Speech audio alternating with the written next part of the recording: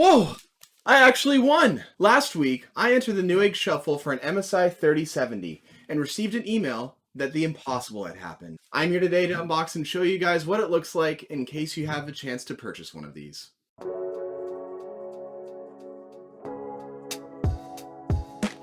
Alright, so this is the 3070 or GeForce RTX 3070 Ventus 3X OC graphics card. On the card, it obviously has ray tracing and DLSS. We've come to know that at this point. We have 3 fans here, so it's probably pretty quiet. We have a Torx Fan 3.0. The award-winning Torx Fan 3.0 pushes the limits of thermal performance further before, creating more static air pressure. We'll see how that goes in our testing as we get further into this. They have something called core pipe, but I guess the heat pipes are pretty good. And their advertising software. So, pretty cut and dry. They have MSI Afterburner and Dragon Center. I don't know why they'd advertise both on a box, but here we are. We have key features of most 3070s being 2nd gen ray tracing cores, 3rd gen tensor cores, PCIe Gen 4. What else do we have here that's unique to this card? Nothing. Getting the card out here.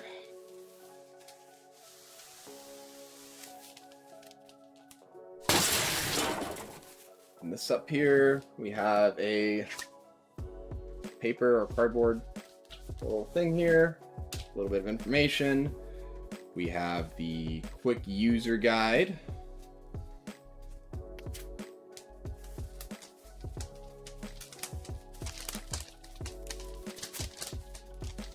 Yes, everything is in order there. We have the support bracket. Oh, that's cool. It comes with a support bracket to eliminate the GPU sag. Let's see here.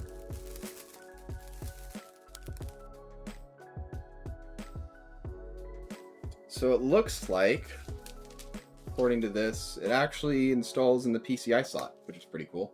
There are some other ones that kind of lock in the back of the case, kind of prop it up, but this looks like it installs just below it. So you are able to just keep it up, and it actually doesn't look too bad. It's got the little MSI Dragon right there. That is the support bracket there. Not going to throw that one. And we also have, thank you for choosing an MSI product. You're welcome. All right, so getting to the meat and potatoes here, we have the card.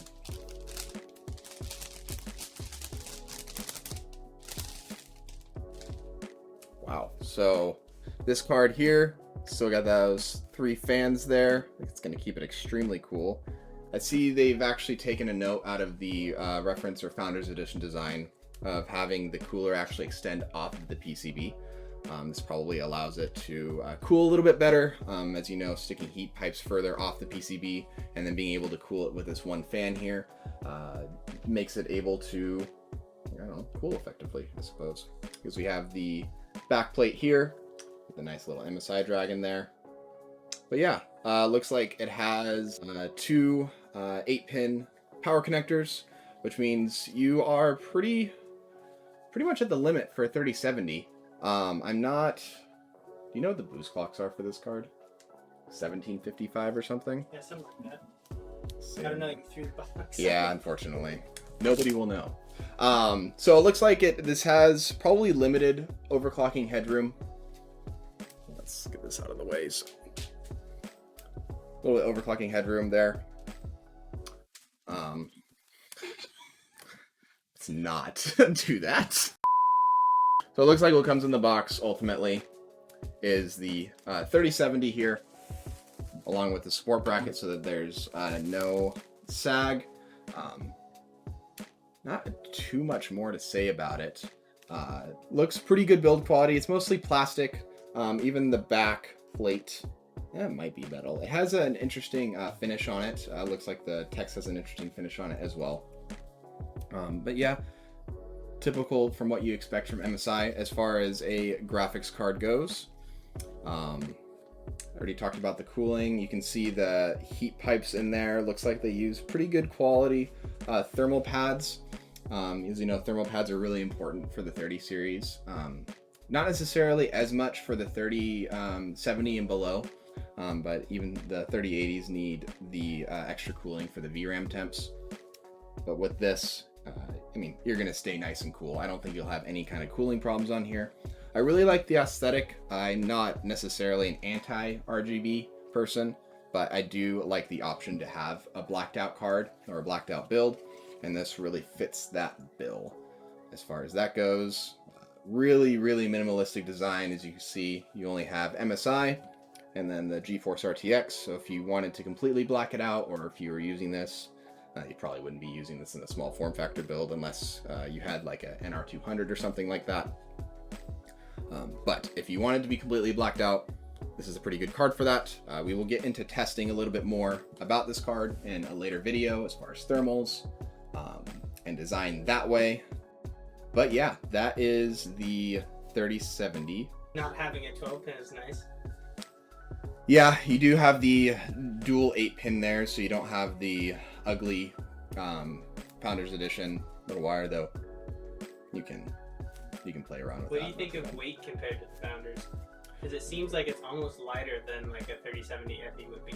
Oh, absolutely. This is so much lighter. FE, I mean, the FE's full of metal. Right. So this is mostly plastic and then heatsink. So you have that going for it. This is a dual slot design, I believe, or 2.5, something like that. I think it's dual slot design. So it will fit in pretty much every case unless you are going super small form factor. So if you're doing a ATX or micro ATX build, most likely this will fit.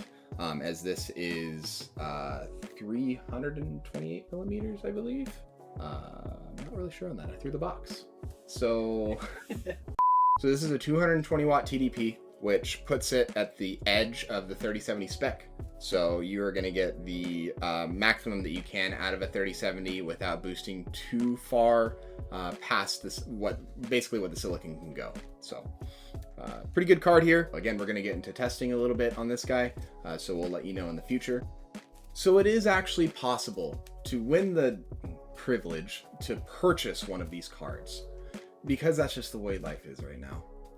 We hope this video helped you to get a better idea of what to expect if you have a chance to purchase this 3070 in particular. Be on the lookout for a future video where we go into the several ways that you can actually buy a GPU at MSRP, or at least close. If you like this video, hit the like button, subscribe to Hardware Hams for all things tech. We'll see you next time. Bye!